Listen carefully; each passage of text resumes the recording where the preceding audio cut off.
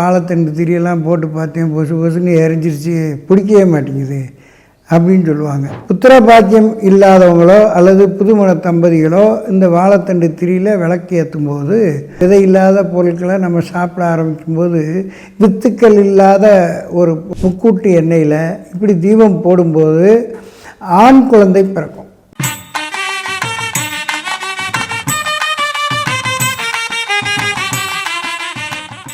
ஆன்மீக அன்பர்கள் அனைவருக்கும் வணக்கம்.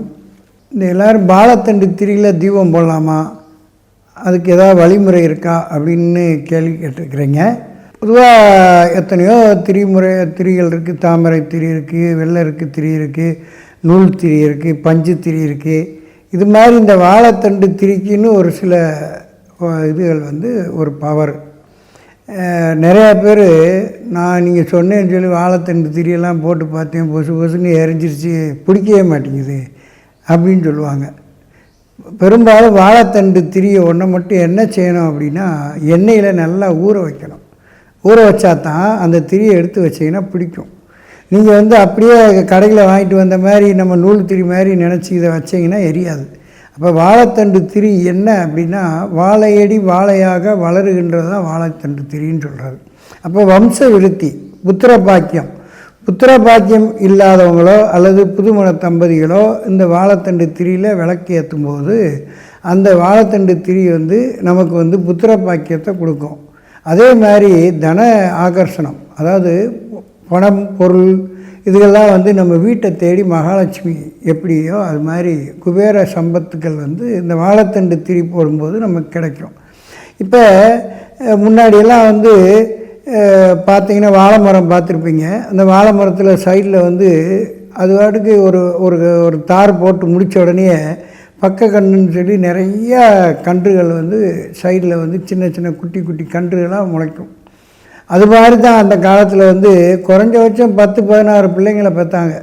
இன்றைக்கி அப்படி இல்லை, 2 ஆச்சு, இப்போ 1 ஆச்சு, இப்போ அதுவும் இல்லைன்னு ஆச்சு. அந்த மாதிரி புத்திர பாக்கியத்தில் கடைசியில் இப்போ என்ன ஆகிப்போச்சு அப்படின்னா, குழந்தை பாக்கியத்துக்கு ஏங்குற மாதிரி ஆகிப்போச்சு. இன்றைக்கி திரும்புகிற பக்கமெல்லாம் மருத்துவமனைகள் குழந்தை பாக்கியத்துக்காக. இதெல்லாம் ஏன் அப்படின்னா, விதை இல்லாத உணவுகளை நம்ம சாப்பிட்றதுனால தான். சீட்லெஸ் திராட்சை, சீட்லெஸ் பேரிச்சம்பழம், சீட்லெஸ் மாதுளை, இப்படியே எதை எடுத்தாலும் விதை இல்லாத பொருட்களை நம்ம சாப்பிட ஆரம்பிக்கும்போது வித்துக்கள் இல்லாத ஒரு பொருள் பழகிறது. அதனால தான் வாழைக்கன்று எப்பயுமே அந்த கன்று குட்டி குட்டியாக கணுக்களாக இருக்கும். அந்த கணுக்களை எடுத்து இன்னொரு இடத்துல புதைச்சி வச்சோம்னா அது ஒரு வாழை மரமாக மாறும். ஒரு தார் தான் போடும். ஒரு தார் போட்டு முடிச்சுன்னா அது ஆயில முடிச்சுட்டு நிறையா அந்த வேர்களை உருவாக்கி விட்டு போகும், கன்றுகளை உருவாக்கி விட்டு போகும். அதை எடுத்து இன்னொரு பக்கம் நடுவாங்க. இதுதான் வாழை மரம்னு சொல்லக்கூடியது. அதிலிருந்து எடுக்கக்கூடிய அந்த நாரில் திரி செய்து அதை நாம் இந்த வாழைத்தண்டு திரியால் நாம் நெய் தீபம் போட்டால் புத்திர பாக்கியம் கிடைக்கும். அதுவே தேங்காய் எண்ணெயில், நல்லெண்ணெயில், இல்லை தேங்காய் எண்ணெய், நல்லெண்ணெய், நெய் 3ம் கலந்த ஒரு முக்கூட்டு எண்ணெயில் இப்படி தீபம் போடும்போது ஆண் குழந்தை பிறக்கும். வாரிசு வாழையடி வாழையாக ஆண் குழந்தை பிறக்கும். அதுவே எனக்கு ஆண் குழந்தை இருக்குங்க, பெண் குழந்தை வேணும் அப்படின்னு சொன்னீங்கன்னா, விளக்கு எண்ணெயில், நல்லெண்ணெயில், நெய்யில் கலந்து நீங்கள் வாழைத்தண்டு திரியில் விளக்கு போட்டிங்கன்னா அற்புதமான பலன் கொடுக்கும். இந்த வாழைத்தண்டு திரியை நாம் கோவில்களில் தான் பெரும்பாலும் நாம் பயன்படுத்தணும். வீட்டில் வாழைத்தண்டு திரியில் விளக்கு ஏற்றக்கூடாது.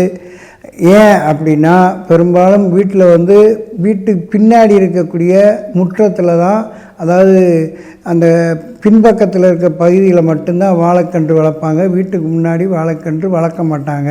ஆனால் எந்த ஒரு திருவிழாவோ ஒரு திருமணமோ ஒரு முக்கிய விழாக்களோ நடந்தால் வாழை மரத்தை முன்னாடி 2 பக்கமும் 2 வாழை மரத்தை நடுவாங்க. இது எதுக்காக? வரவேற்கிறதுக்காக.